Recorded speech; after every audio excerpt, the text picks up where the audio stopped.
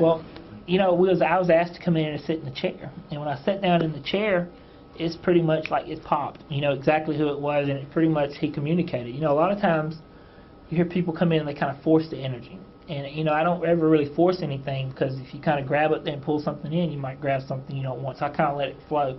And as soon as I sat down, it was like bam, he wanted to talk, and we found out that the grandfather was a member of a fraternity, certain fraternity. He had some ties to several other organizations that maybe not have been well thought of, and he really didn't see. He kind of just felt everything about the gentleman, who he was and his point, and his presence was known a lot more than it was let on before we ever come in. And that happens, to be honest, about 90% of the time when we come in and do the cases and talk. After we get going and they come along with us, we uncover a lot of the real truth to the case. The great-grandfather, the grandfather, actually got his point across and said what he wanted to say, and that was pretty much it. And he was pretty much a firm fellow anyway, and that's something I think we communicated with him, with Judd then, is that gentleman was a firm guy, and it was pretty much his way on a lot of things, and that's the way it was. And one of the things too, when I do what I do, if you don't cut it off, you bring them home with you, bring that residual home with you, and that's why it's so important to try to cut it off and let these things go.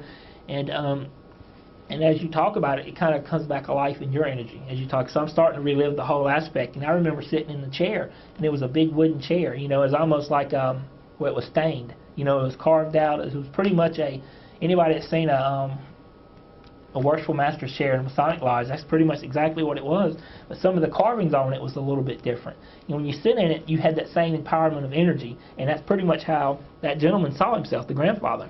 Even now in this world, and a lot of things people don't realize is that in this world, when you cross over, you carry the same mind frame in who you are. You're that same person if you stay on that plane, and you carry it with you on and on. And he's one of the guys that pretty much wanted to constantly show off who he was, and I wouldn't be surprised if he was the one that was actually putting the things in the middle of the floor trying to get their attention.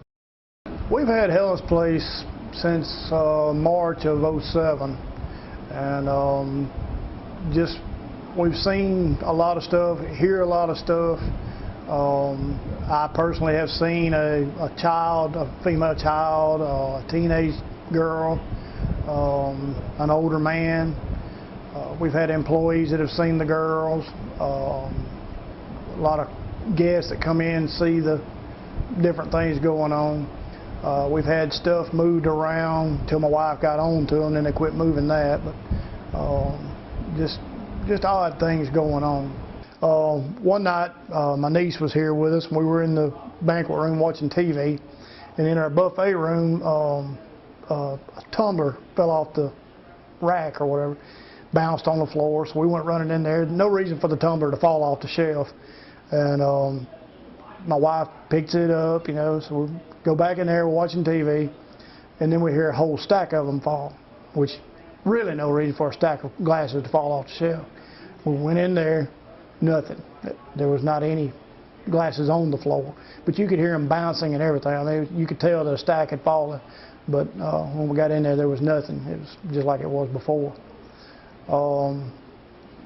We had whatnots on the shelf my wife would decorate with or whatever, and she'd put them a certain way, come in the next morning, they'd be moved. Tammy will actually take like one of them, lay it down, just kind of, it's not as a trick for her, it's just a decorator sense that she likes, and she can come back in here and it'll be standing back up.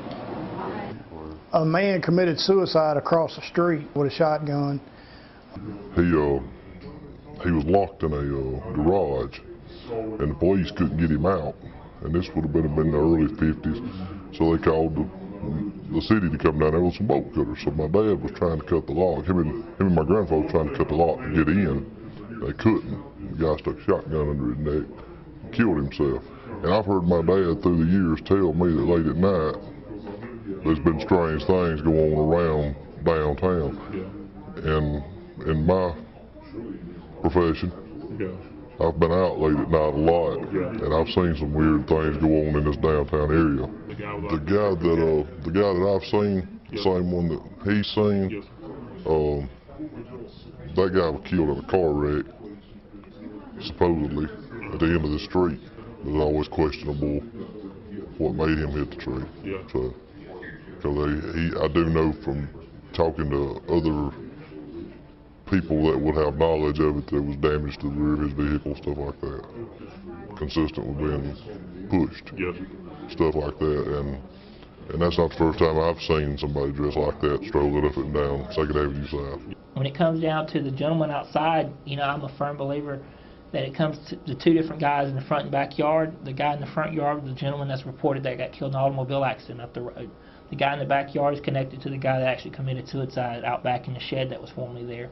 The little girls and stuff, they really can't get a point of where they come in and where they belong, but there's a lot of different stories and different theories out there. But I think it's a little bit of everything, and in some of the presences inside, you know, one of my belief systems, some of the things I felt, it actually is connected to some of his generational folks with some of the heirlooms they had inside the house and where they had things sitting. What are the tools of the trade? Wow, you know, when I first got started in this is what we used to use, and a lot of people laugh at it. All we had was a Boy Scout compass. We had a Polaroid camera, a notebook pad, and we used to make dowsing rods out of clothes hangers, and you know, and that's pretty much what we had when we got started. And now when we've come up, we use DVRs, cameras, we use EMF detectors. Now, wait, explain that. It picks up the pretty much the electromagnetic field, and pretty much that's from the wiring in the walls, and pretty much you get a feel of the environment. And the theories out there is that, you know, earthbound spirits and ghosts can fluctuate the activity. You know, that's one of the theories I kind of support, and that's what I've witnessed it before where it's kind of grown. And also we have different thermometers and temperature gauges, because another theory out there is that spirits actually can lower, and we've had occurrences where it actually raised the temperature, and that's part of the investigation. We still use a lot of notebook pads, a lot of basically just absolutely documenting. We use voice recorders, digital voice recorders, and try to capture EVPs, and that's one of my favorite type of evidence. You mentioned that term a minute ago, electronic voice Phenomena. Yes, ma'am. What would you expect to hear as a result of that? Well, a lot of times we try to, what happens is we ask questions. Does anybody here like to communicate with us? Who is it? And you try to get a response back, an answer, or maybe who it is, and they reply to a lot of your questions. And to me, that's something that really validates a lot of the activity that we get. So that's one of the things we look for. We have different grades too. You run them through programs, and you try to grade them from A, B, or C. And anything below C, we normally just disregard it. And one of the important things is actually documenting every aspect of the investigation, where everybody's at, what's going on, so you can rule out anything. And that's really important part of the investigation. So this electronic voice transmission, what have you heard it say? Wow, you know, we've captured tons of different ones, and some of the ones captured, you know, one of my favorite ones was in New Orleans. We captured a little girl, and we actually investigated the old 1891 house, and that's over in the Garden District. And you know, it's really cool to me a lot of the reports and stories, and you actually capture evidence kind of supports the story. And one of the stories of the little girl that drowned in a well, and she was seen in several of the homes. And that's a lot of the things that people don't realize, is that a lot of times a ghost can be seen, and they're not always enclosed in one environment. They can move around. The little girl's been seen in several homes. And we actually captured the EVP upstairs. We actually got some video of a door closing right before we captured the EVP, and that's some of the things we look for. What did she say? If she was just singing, just absolutely singing a song.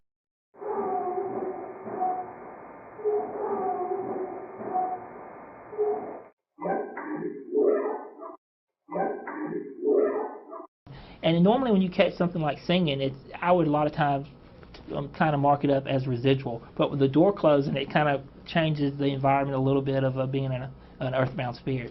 You use the term residual energy. What does that mean? Well, you know, it's an imprint of history. You know, a lot of times in battlefields and any type of emotion, a death, a birth, it's just imprints history, and it's pretty much a photo of energy.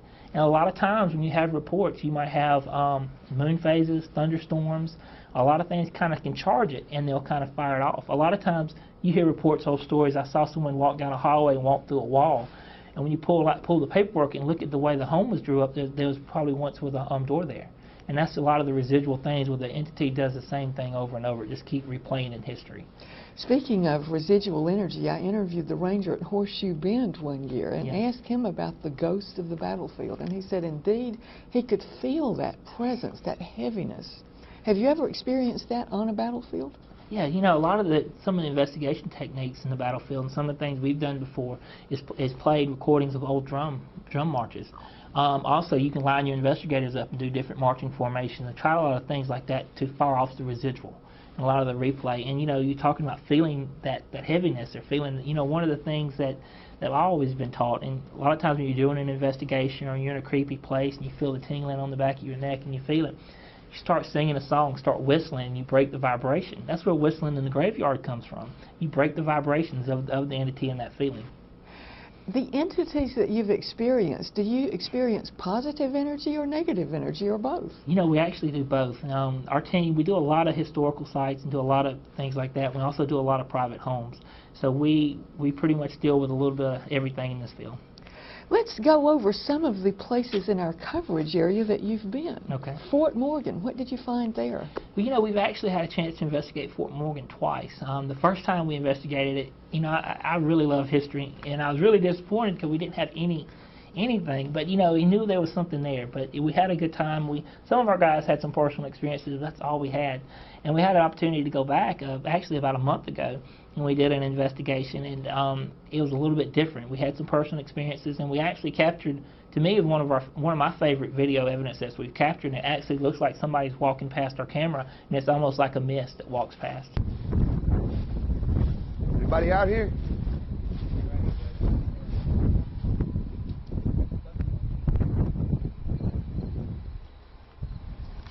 Hello?